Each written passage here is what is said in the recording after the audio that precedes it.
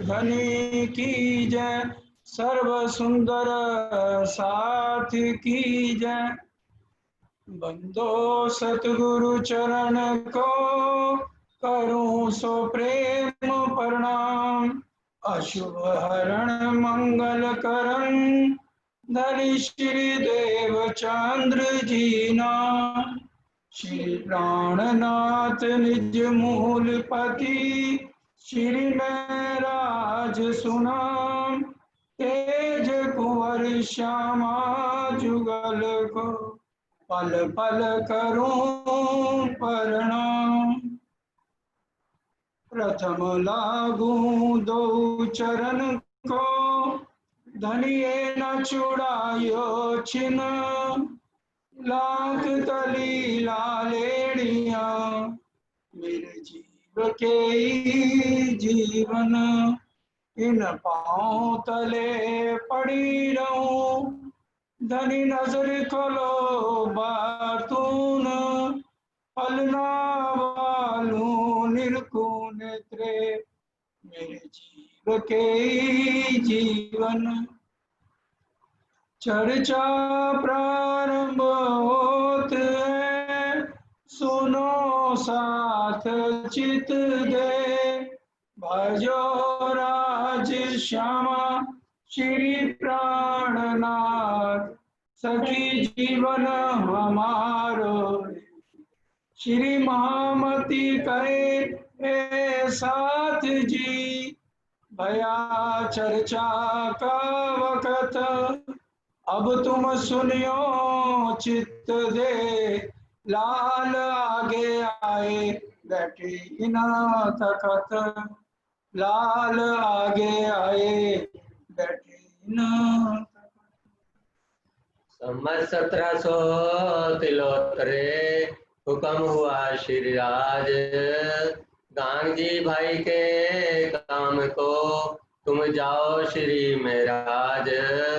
25 वर्ष इनको भय तुम सिताब जाओ अब। प्राणों के आधार आत्म संबंधी श्री सुंदर साथ जी आपके चरणों में कोटि कोटि प्रणाम। इस समय हमारे धाम दुल्हा श्यामा जी के साथ सदगुरु देवचंद जी के हृदय में विराजमान है और सब सुंदर साथ दौड़ता हुआ उनकी चर्चा सुनने में भागता चला आ रहा है। इतने जोश से चर्चा हो रही है, सबका ध्यान उनके चरणों की तरफ है। और इस समय महाराज जो है अपने घर से जब यहाँ आते हैं तो उनका शरीर बहुत दुर्बल हो चुका है, लेकिन फिर भी उनके दिल में यही चाहना है कि मैं दुर्लभ मेलो सदा सदीवे। धाम मेला सदा सदीवे दुर्लभ मेलो संसार। कि यहाँ बैठे बैठे मैं परम धाम में अपनी पर आत्म को किस तरह से देख सकता हूँ। तो अपने शरीर को इतना कमजोर कर लिया, सांस भी लेना मुश्किल हो गया। इतनी हालत जब हो गई तो बाल भाई जो गांधी भाई की बहन है, तो वो बड़ी बहन कह लो या माता समान कह लो, महाराज जी का पालन कर रही है। श्याम जी में और महाराज में वो कोई अंतर ही नहीं समझ रही है, इसलिए उनको उनके भविष्य की चिंता हो रही है महाराज की। वो आकर के कहती हैं सदगुरु महाराज को, हे मेरे धाम के धनी, इनका एक भाई तो पहले धाम चल गया और इसकी भी खबर आज आई के कल आई, इसलिए आप थोड़ा इनका ध्यान करो। तो जब पूछा गया तो कहने लगे तुम देखो मैं क्यों ना देखूं। फिर पूछा कि तुम मुझे अगर सतगुरु समझते हो और मेरे अंदर तुम धाम धनी देखते तो हर पल मेरे को धाम धनी मान के मेरी ही परिक्रमा करते रहते महाराज। तो अब इनको गुजरात भेजा, वहां से ये बहुत जल्दी लौट आए। 1703 का समय है लाडले सुंदर साथ जी धामधनी ने हुक्म कर दिया सतगुरु महाराज ने कि भी अब खेता भाई के काम से जाओ।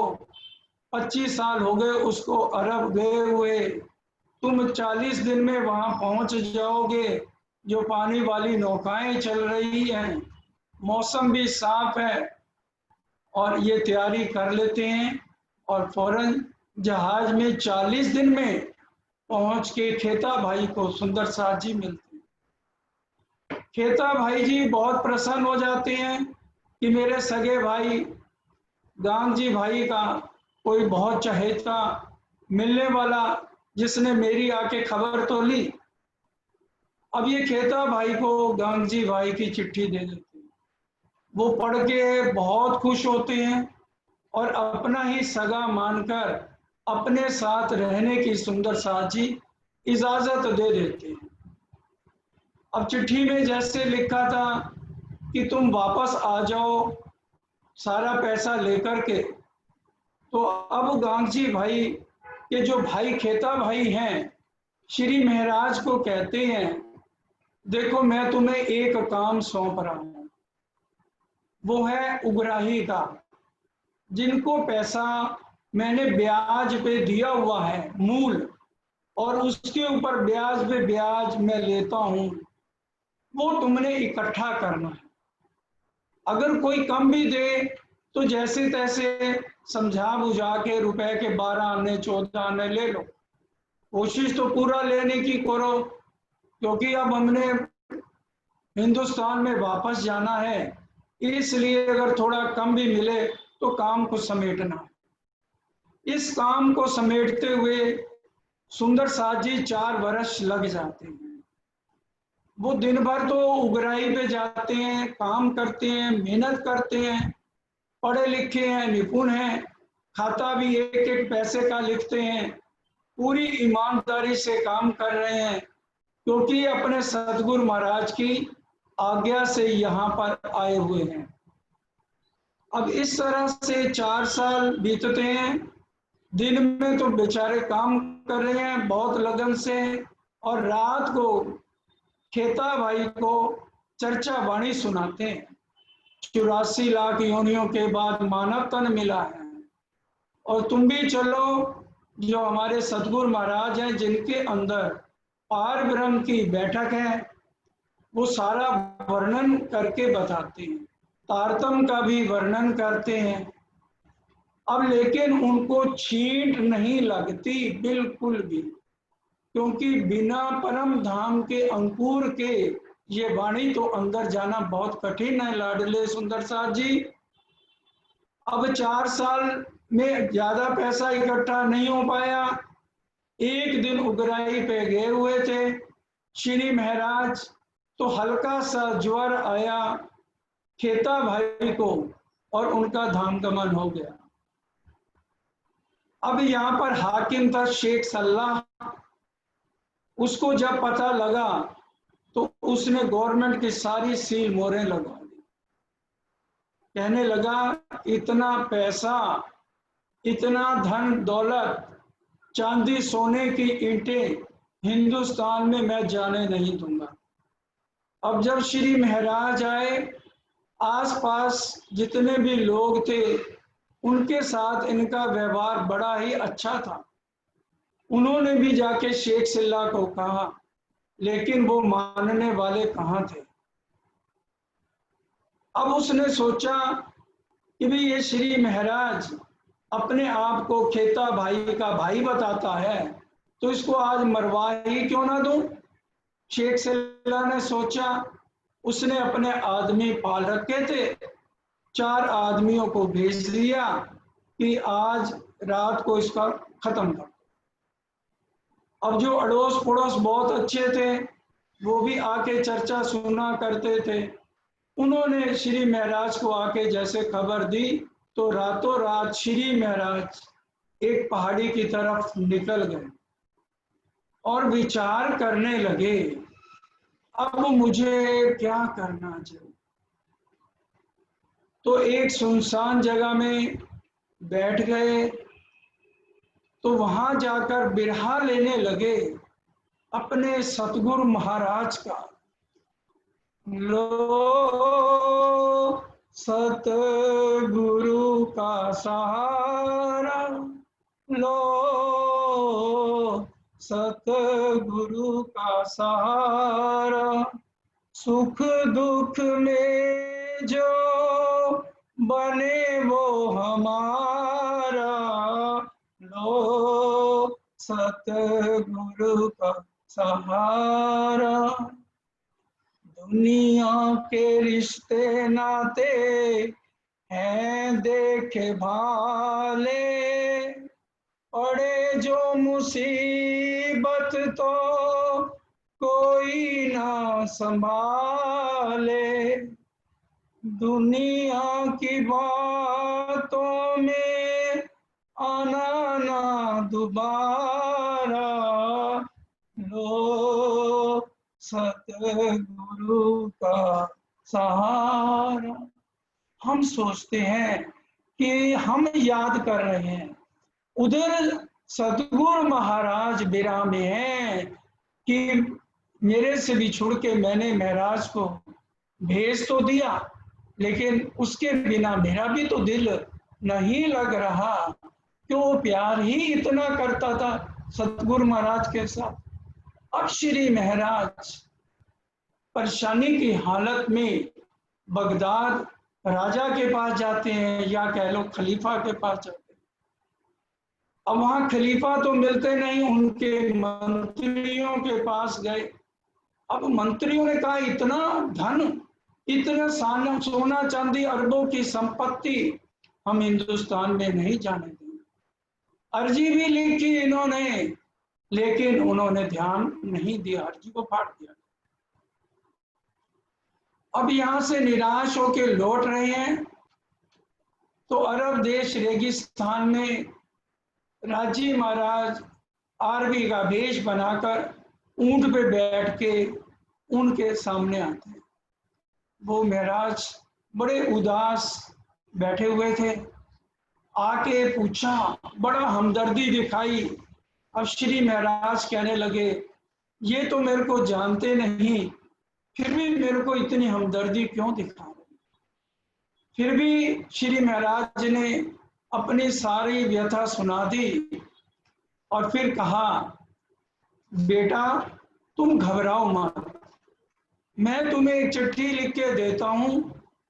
राजा शुक्रवार को नमाज पे जाता है, उस नमाज में तुम चले जाना। सैनिकों का बोलबाला होगा, तुम्हें जाने नहीं देंगे, लेकिन तुम जबरदस्ती चले जाना और राजा का दामन झटक देना, क्योंकि 7वें दिन इमाम मेहदी कजा के तख्त पर बैठेंगे और वो न्याय करेंगे। राजा का पल्लू झटक के कहना, हे राजा, अब तक मेरे जो जिम्मेवारी थी, जो मेरे सतगुरु महाराज ने मेरे ऊपर डाली थी, वो मैं आज तेरे गले में डालता हूँ। वक़्त आखिरत को 7वें दिन जब इमाम मेहदी कजा के तख्त पर बैठे होंगे तो मैं तेरा दामन झटकूंगा उस समय, और फिर मैं इंसाफ कहूंगा अल्लाह ताला को कि मेरा इंसाफ किया जाए। उसी तरह से श्री महाराज चले गए और अब सैनिकों ने उनको मारना चाहा तो राजा ने देखा कि पल्ला तो झटक दिया, बिना कारण तो कोई इस तरह से पल्ला झटक नहीं सकता। फौरन सैनिकों को मना कर दिया, भाई रुक जाओ, और चिट्ठी पढ़ी बड़े ध्यान से। 7वें दिन की क़यामत की बात और खुदा का इतना खौफ मेरे को दिखाया जा रहा इस चिट्ठी में। कहने लगे, ला तकौफ या बनी, है मेरे बेटे तू चिंता मत कर, मैंने चिट्ठी पढ़ ली है। मैं तो अभी जुम्मे की नमाज पे जा रहा हूं और कल सबसे पहले मैं तेरा इंसाफ करूंगा। पहले तू ये बता, क्या तू हमारे वजीरों के साथ नहीं मिला, उनको चिट्ठी पत्री नहीं दी? कहता है मैंने 2 महीने धक्के खाए, आपके वजीरों ने कोई परवाह नहीं करी। अब राजा उस समय चुप हो गए और नमाज करने चले गए। इस समय श्री महाराज अब थोड़ी सी चेहरे पे मुस्कुराहट कि चलो, राजा ने हामी तो भरी, कल मेरे को बुलाएगा। अगले दिन राजा ने देखा मैंने तो पता लिया नहीं, तो ढंडोरी पिटवा के श्री महाराज को दरबार में बुलाया। अब सिपाही तो जैसे समझते हैं ये गुनहगार है, दोनों तरफ बाजुओं से पकड़ के ले गए। राजा ने कहा ये गुनहगार नहीं है। अपने साथ ही कुर्सी पे बैठाया, हिंदुस्तान का हालचाल पूछा और धार्मिक बातें उनसे करने लगा, क्योंकि उनको श्री महाराज बहुत सज्जन लगे। और कहा, हे महाराज, तुम ये बताओ, मेरे आने से पहले यह नियम है आप मेरे वजीरों को मिलते। देखिए, कल महाराज ने कह दिया था कि मैं वजीरों से मिला, इन्होंने चिट्ठी नहीं ली, लेकिन आज उनको बचा लिया वजीरों को, क्योंकि वाणी में भी कहा है कोई देख कसाला तुमको तो भला चाहिए। तो झूठ बोल दिया यहाँ पर कि भी मैंने तो समझा कि हमारी देश में जैसे राजा राज करता है तो किसी को भी चिट्ठी देने की जरूरत नहीं पड़ती, वजीर को मिलके 10 मिनट के अंदर राजा को मिल सकते हैं। और राजा बड़ा खुश हो गया। अब वो समझ तो गया मेरे वजीरों को इसने बचाया है, फिर भी अपने हाथ से चिट्ठी लिखी, हे शेख चिल्ला, चिट्ठी पढ़ते ही नाश्ता भी तूने नहीं करना, फौरन इनके गोदामों को खोल दिया जाए, ताले तोड़ दिए जाए। शेख सिल्ला ने चिट्ठी पढ़ते ही अपने सैनिकों को भेजा और डर तो गया कि बगदाद के बादशाह तक ये पहुंच गया, अब मैं महाराज को जिंदा नहीं छोड़ूंगा। शेख सिल्ला ने फौरन ताले जब तोड़ दिए, श्री महाराज भी खुश हो गए। लेकिन जब रात को सोए तो शेख सिल्ला ने अपने आदमी भेज के गोदामों में आग लगवा दी।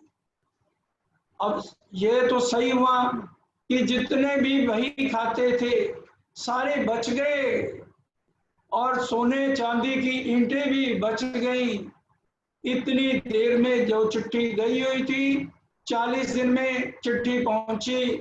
और फिर गांधी भाई ने अपने बेटे श्याम जी और बिहारी जी जो देवचंद जी के पुत्र थे, उन दोनों की आपस में बचपन से बहुत पक्की दोस्ती थी, इकट्ठे खेलना कूदना, बड़े होकर भी हमेशा बाहर ही घूमते रहना, माया में ही दोनों व्यस्त रहे।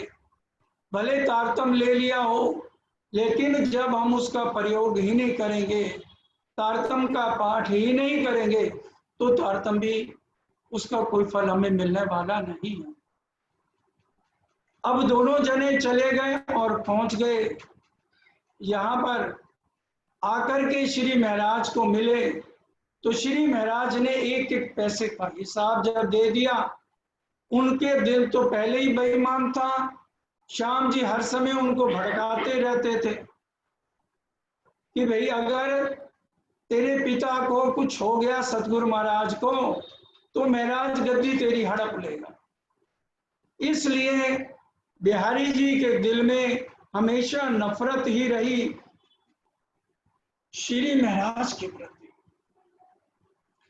अब वो कहने लगे भाई खाते तो ठीक है, दोनों आपस में बात करने लगे, लेकिन हम जाकर के वहां झूठ बोलेंगे और महाराज कोई प्रणाम भी स्वीकार नहीं होने देंगे। सतगुरु महाराज के यहाँ अगर इसके प्रणाम स्वीकार हो गई तो फिर तो गद्दी हमारे हाथ से निकल जाए। अब जितनी भी सोने चांदी की ईंटें थी, बहुत 2 बोरे भर के दे दिए। अब दोनों जने यहाँ से चले, बड़ी नाव के अंदर बैठे। अब जब छोटी नाव बदलने लगे समुद्र में, तो वो दोनों बोरे वहीं गिर गए, पानी में गिर गए। जब वो पहुंचे तो बाल बाई को दोनों ने भड़का दिया कि हे बुआ, अब सारी जिम्मेवारी तेरे ऊपर आने वाली है। अब इसलिए महराज तो बेईमानी करी, चोर है, सारा पैसा उसने चुप करके अपने घर में भेज दिया है और हमें बेवकूफ बना दिया। अब वो बच्चों की बात में आ गई और जाके कहा अब महराज 2 दिन में यहाँ पहुंचने वाला है, क्योंकि कुछ और काफी माल लेके आ रहा है। लेकिन ये बात तुमने सतगुरु को नहीं बतानी है और राजा को जाके शिकायत कर दे कि ये पैसे की मालिक मैं हूं, या तो मेरे को मिले और या जो है राजा ले ले, क्योंकि महराज का इसका ऊपर कोई हक नहीं है, महराज चोर है।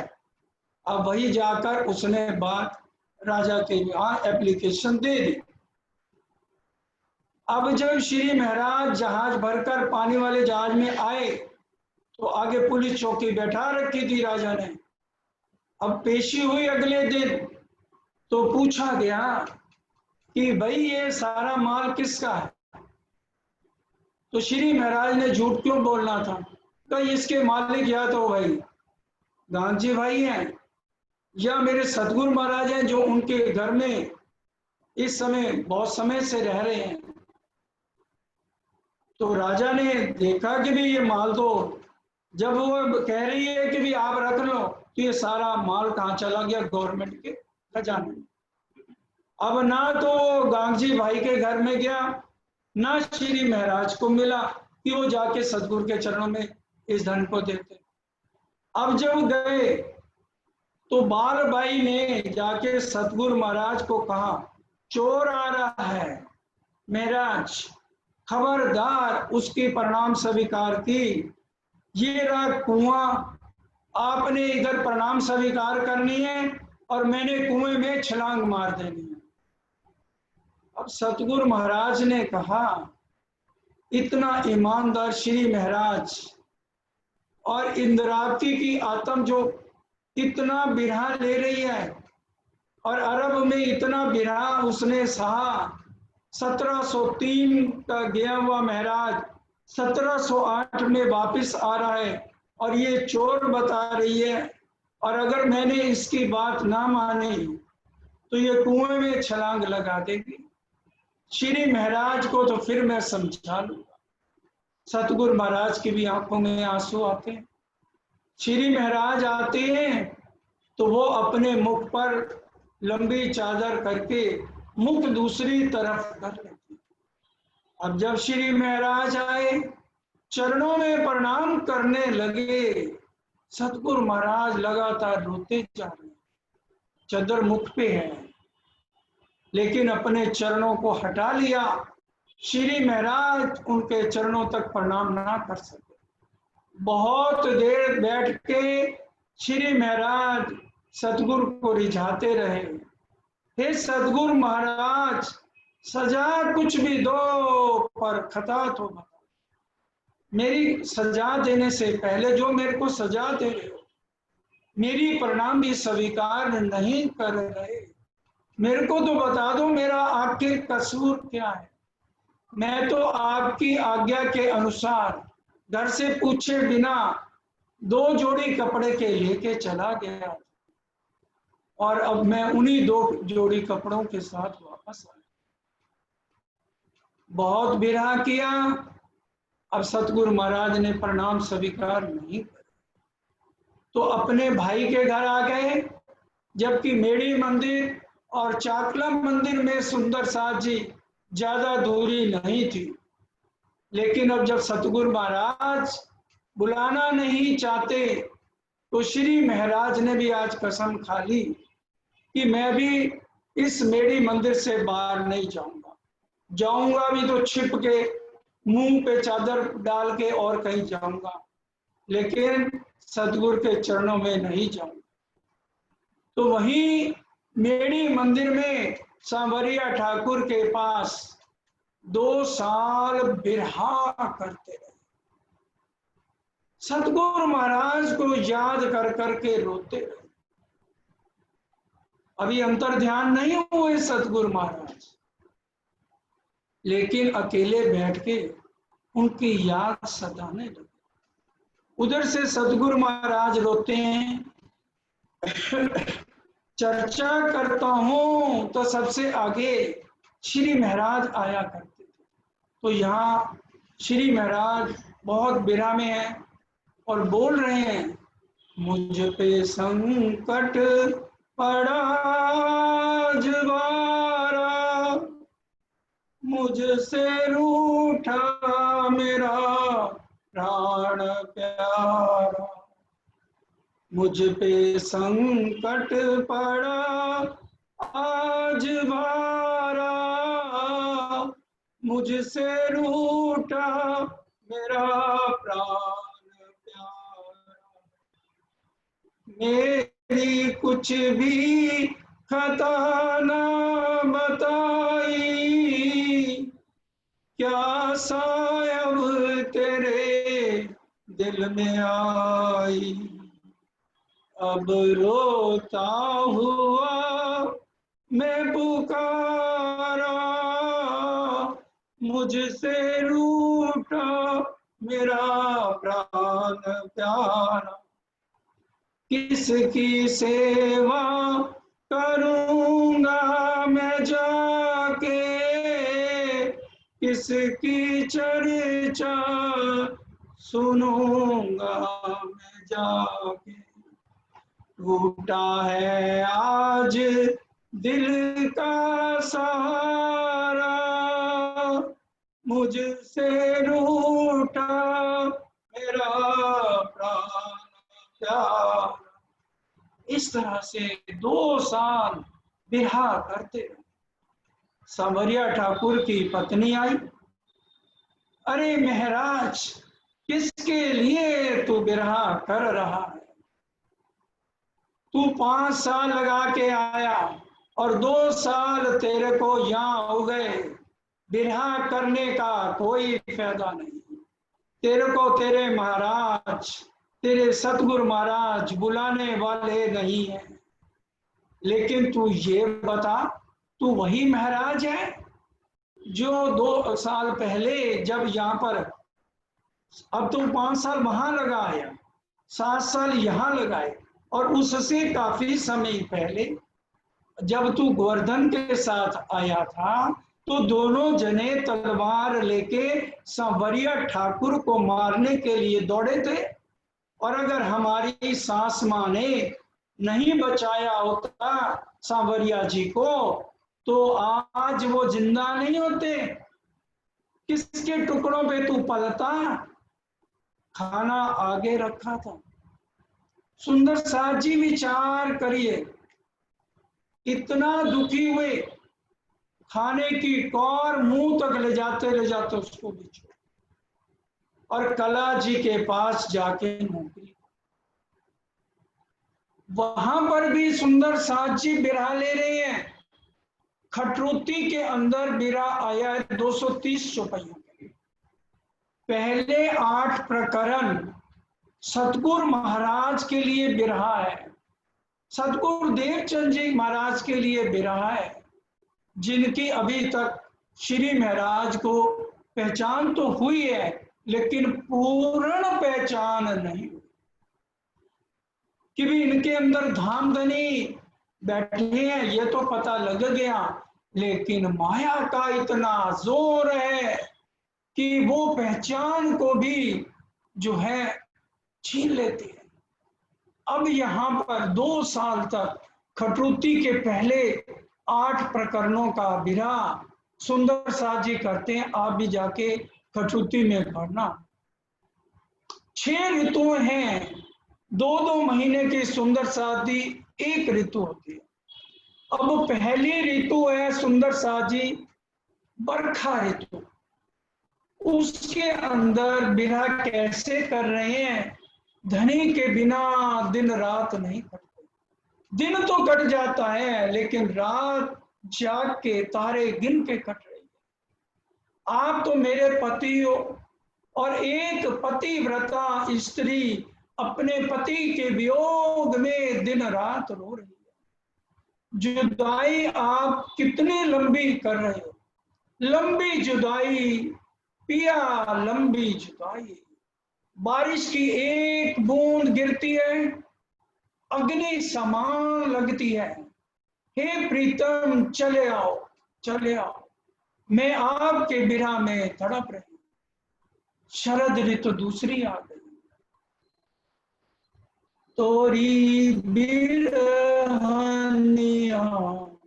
घबराए, तोरी बिरहनिया घबराए। शरद ऋतु है, देखिए फूल भी डालियों के साथ चिपके हुए। एक मैं अभागिन बिरहनी ऐसी हूं, पिया मेरे परदेश बसत हैं, उनको फिर खुश होना, मेरे और उनके बीच में इतनी दूरी हो गई। वो जो है चाकला मंदिर में है और मैं इधर कला जी के पास अकेली बैठ के विरह ले रही। उसके बाद हेमंत रुत सुंदर साथ जी आ जाती है। आंखें दर्शन के लिए तरस रही, मेरे नैनों में आंसू भराए, मेरे नैन आपकी इंतजार कर रहे हैं कि मेरे दुल्हा कब आएंगे, और नैनों की प्यास बुझ नहीं रही है। शीत रुत आ गई, ये दुखदाई उससे भी ज्यादा आ गई। बिछड़ने का बहुत गहरा दुख श्री महाराज मना रहे हैं। अब रुत बसंत आ गई। आपने मुंह पर पर्दा कर लिया था, पर नाम स्वीकार नहीं करी। मैं ही कह लेती, चाहे आपके चरणों में गिर जाती, एक एक के चरण पकड़ लेती, बिहारी जी के भी चरण पकड़ लेती। जिन्होंने आपको भड़का दिया, बालबाई ने भड़का दिया, सबके चरण पकड़ लेती, गले में कपड़ा डाल के, मुख में तिनका डाल के, पशु तुल्य होके रो रो के आपके चरणों में कि मेरी गलतियां माफ कर। गर्मी रुत आ गई। हे मेरे धाम दुल्हा, आप हमारे जैसा तन लेके बैठे हो, छिप के बैठे हो और मेरी अर्जी नहीं सुन। बिरहा कर रही है, पुकार चले मेरे पीऊ जी, मैं तो नींद ही में उलझी। बहुत बिरहा कर रही है। ये सारा बिरहा सुंदर साजी प्रकाश हिंदुस्तानी में आप सारा पढ़ सकते हो। इतना बिरहा इंद्रावती जी का है। और फिर उसके बाद 9वें प्रकरण से जब हफ्से में हैं, उसमें पहले 8 प्रकरण तो सतगुरु महाराज के लिए हैं, देवचंद जी के लिए। आपन बैठे एक पूरी माहें और फिर भी आप मुझे दर्शन नहीं दे। और 9वें प्रकरण से अंतिम तक जो बिरहा है सुंदर साथ जी, वो मूल मिलावे श्री राज श्री ठाकुरानी जी का है। इंद्रावती जी का रुदन 2-2 महीने की ऋतु में वो बिरहा, 8 महीने गुजरात में जाते हैं टैक्स चुकाने के लिए। वहां बार बार झुकना पड़ता है जब बादशाह सलामत आते हैं, कितने कितने दिन बैठना पड़ता है, और बादशाह आ भी जाए तो आज इसकी तबीयत ठीक नहीं। इस तरह से 8 महीने बीत गए।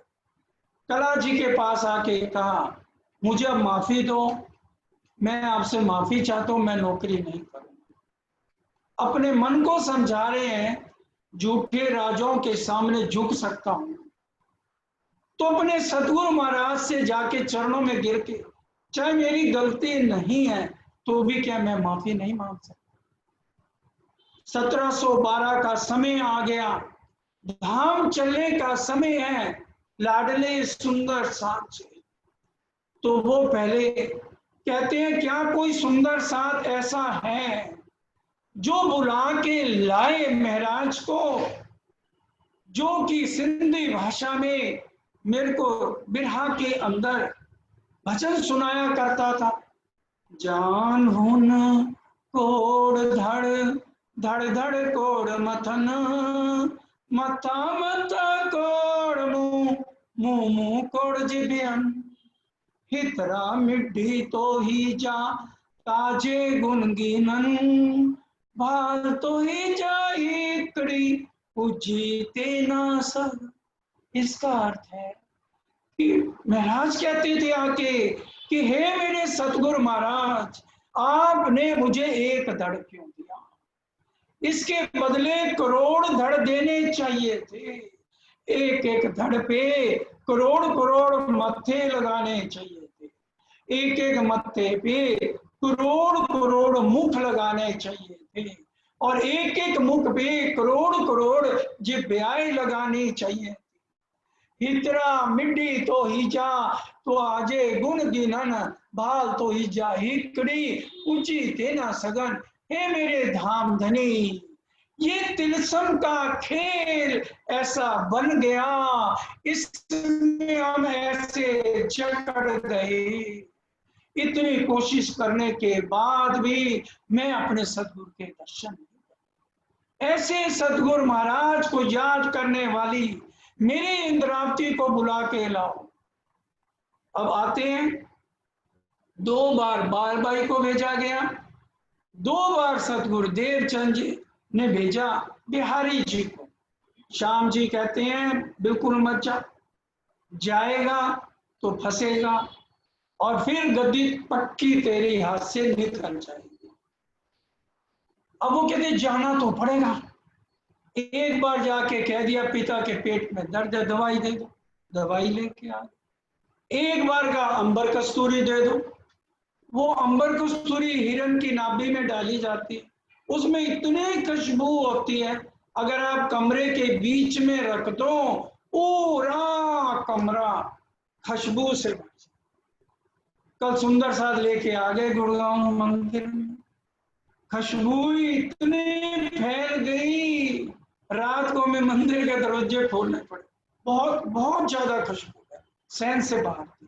तब जाके सुबह तक थोड़ी शांति मिली सुंदर साथ, इतनी अंबर कस्तूरी में खुशबू होती। अब जब झूठ बोल रहे हैं बिहारी जी जाके, अब बालबाई भी गई एक बार, कहा भाई तो आ जाओ, बस ये नहीं कहा कि सतगुरु की तबीयत खराब है, क्योंकि अब इस समय 1712 में धाम चलने का समय आ गया है।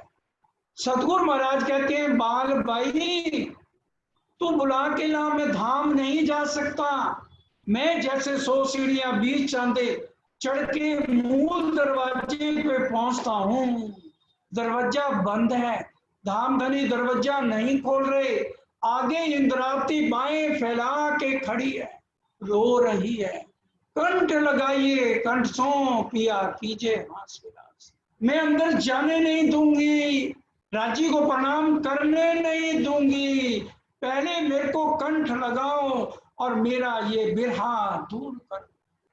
अब धाम धनी का जो उन्होंने प्रवेश करना है, ऊपर तले अरसना क्या अरस किया मोमन कलू, उन्होंने जिनके दिल में बैठक लगानी है वही नाराज है। सब सुंदर सा सुन रहे हैं इस बात को कि सदगुरु महाराज रो रहे हैं, लेकिन बिहारी जी की डिक्टेटरशिप चलती है, उनके डर से कोई भी श्री महाराज को बुलाने नहीं चाहता। जब बालबाई ने इतना बिरहा देखा दौड़ के गई, महाराज तुम्हें क्या हो गया, सदगुरु महाराज की तबीयत बिगड़ती जा रही। लगे किसी ने कहा नहीं चलो मैं अभी चलता हूँ, कला जी के पास आदमी का इंतजाम तो 2 दिन पहले कर दिया था, और जाके कहा अगर कोई कमी लगे पैसे की तो मैं आके करूंगा, अब मेरे को मत। फौरन बालबाई के साथ चले आए महाफागुन के बीच में नाव चले जब। अब ये सारी चौपाइयां छोड़ दो आगे। फिर बिहारी जी आए मांगी अंबर कस्तूरी, बिहारी जी ने आके अंबर कस्तूरी मांगी। समझ तो रहे हैं श्री महाराज कि ये झूठ बोल रहे, बिहारी जी झूठ बोल रहे हैं। मुंह कोड़ मत्थन मैं बातें करो 300। अब ये बता दिया कि भी एक धड़ नहीं करोड़ धड़ हो, और उन करोड़ धड़ों पर भी अगर जो है करोड़ों जुबान लग जाएं और एक एक जुबान में करोड़ करोड़ बार भी हम धनी का गुणगान करें कि आपने इस मोह जाल से छुड़ा के अपने चरणों में लेके हमें मूल मिलावे तक पहुंचा के युगल स्वरूप के दर्शन करा दिए, और अपने आप भी हमने अपर आत्म को देख लिया। सदगुरु महाराज, ये आपकी कृपा के बिना संभव हो ही नहीं सकता। ये आपकी मेहरबानी थी, आपकी मेहरबानी थी। अब श्री महाराज बालबाई के साथ सतगुरु महाराज के चरणों में आ जाते हैं।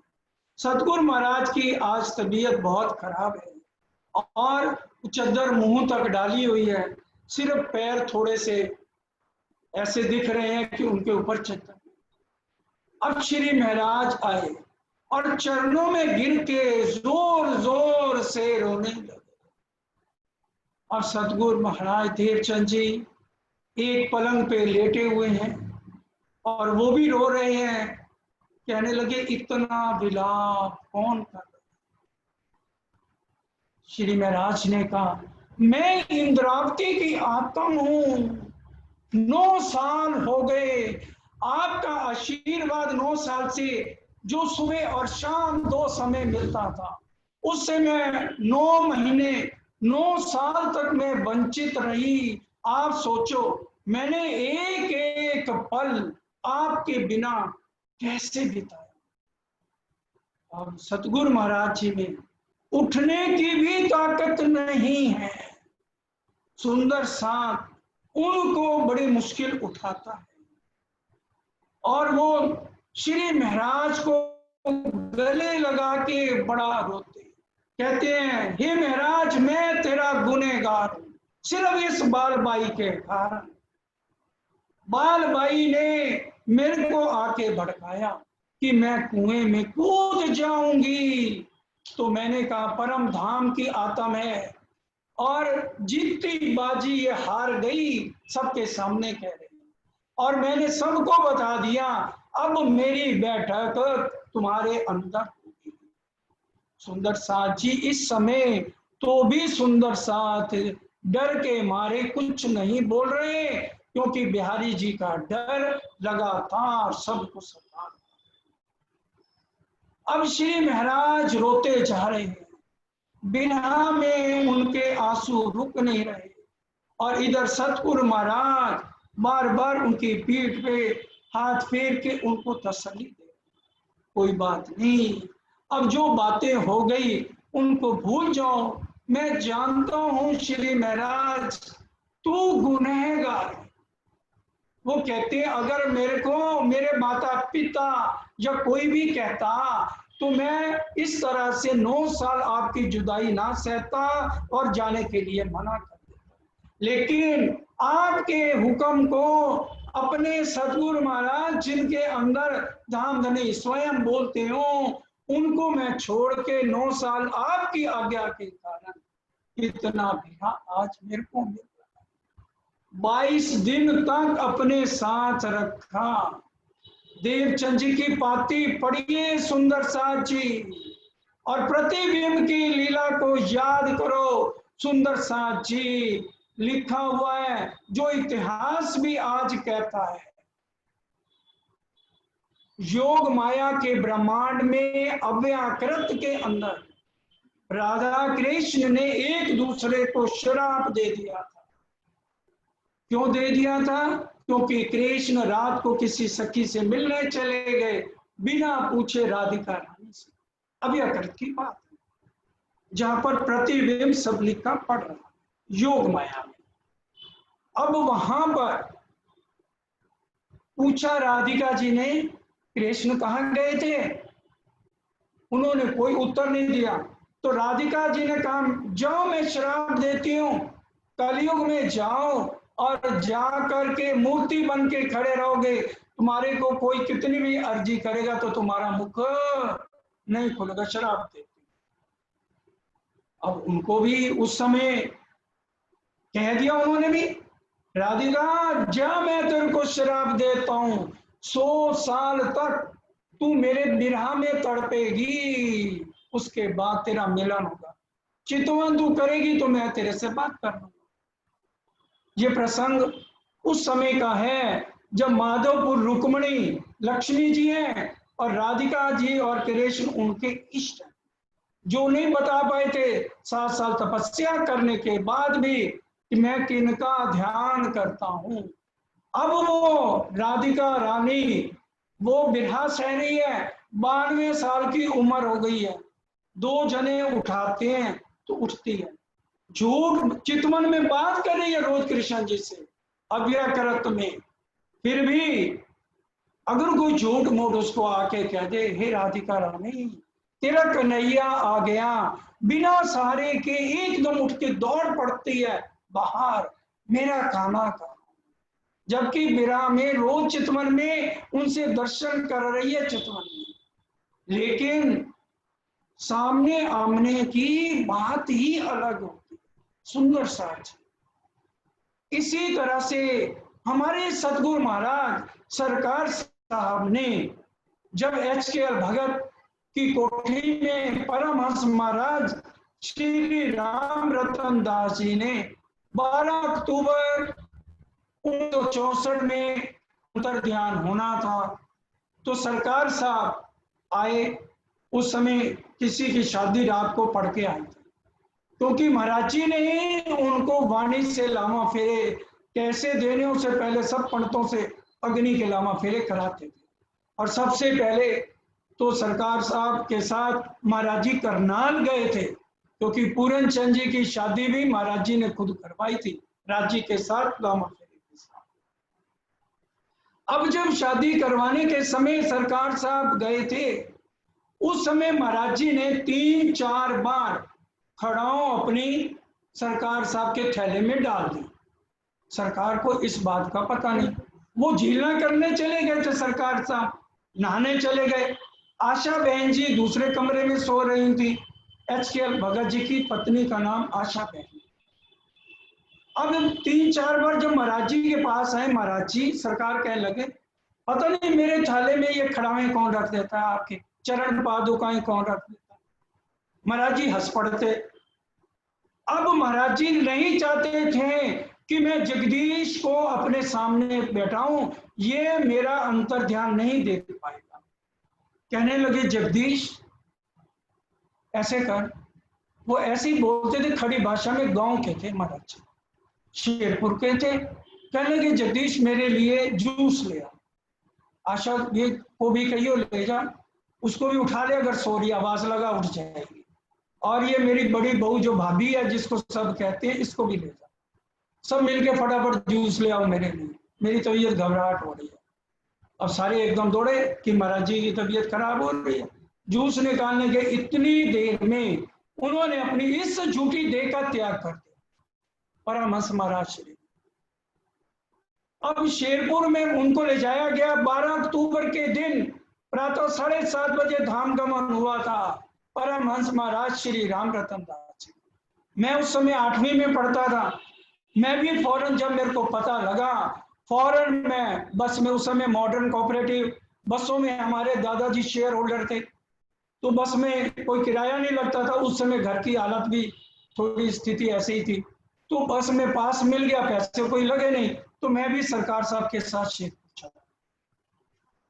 अब वहां पर जाकर के भी सरकार साहब ने जब देखा कि थैले में चरण पादुकाएं हैं, उन्होंने मेरे को बुलाया, विजय ये मैं तेरे को अमानत सौंप रहा हूं महाराज जी के चरण पादुकाओं की, और तूने गुड़गांव पहुंचने तक, जब तक ना मैं पहुंचूं, क्योंकि वो तो बाद में 10 दिन 15 दिन के बाद सरकार सिर्फ 1 दिन के लिए गुड़गांव आए, ये चरण पादुकाएं मेरे आने तक किसी को नहीं देनी, और इसको बड़े ध्यान से अपने ट्रंक में ताला लगा के रखियो, आके मैं बताऊंगा कि इन चरण पादुकाओं का क्या करना है।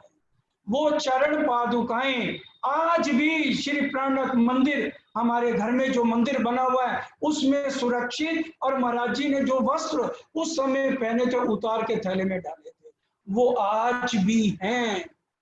उनके सामने खड़े होकर और अपना स्वरूप अपने हाथ से मंदिर में हमारे पधराया कि जगदीश ये मेरा दूसरा आश्रम है। आज भी सुंदर साथ वहां खड़े होके अर्जी करते हैं, चरण धोके महाराज जी के ले जाते हैं, लौकिक अलौकिक जो कुछ भी मांगो, सतगुरु की इतनी महिमा है। सुंदर साथ जी आंसू आते हैं सुन के ऐसी बातों को, कि देखिए कैसे सदगुरु देवचंद जी का अंतर ध्यान होने का समय आया है, और आज हमने अपने सतगुरु महाराज के अंतर ध्यान होने पर कितनों ने शरीर त्यागे, या परमहंस महाराज श्री राम रतन दास जी के धाम गमन पे कितनों ने शरीर त्यागे, या परमहंस जोरदास महाराज जो पहुंचे हुए संत थे उनके धाम गमन पे कितनों, किसी ने नहीं, क्योंकि पहचान नहीं थी। पहचान हुई शिरजे सायब की जब 11 साल तक पद्मावतीपुरी में वो रहे, इसलिए कल बेरा की चौपैया वाणी से बताई कि सुंदर साथ जी वाणी पढ़ो, मंथन करो, सरकार साहब का आदेश है। और अब भी सरकार साहब के हुक्म से आपको मैं कह रहा हूं, मैं नहीं कह रहा हूं, वही बुलवा रहे हैं तो मैं बता रहा हूं।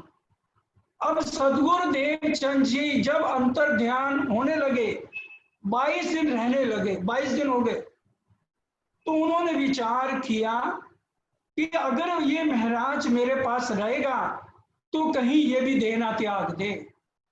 फौरन उनको कहा मैं बिल्कुल ठीक हूं, तुम जाके अपने घर में आराम करो। अपने पास नहीं रखा, पढ़ो प्रकाश हिंदुस्तानी, प्रकाश गुजराती, इसी बहाने पढ़ोगे तो सही, मंथन तो करोगे, कहां लिखा है ढूंढो खुद, मैं नहीं बताऊंगा।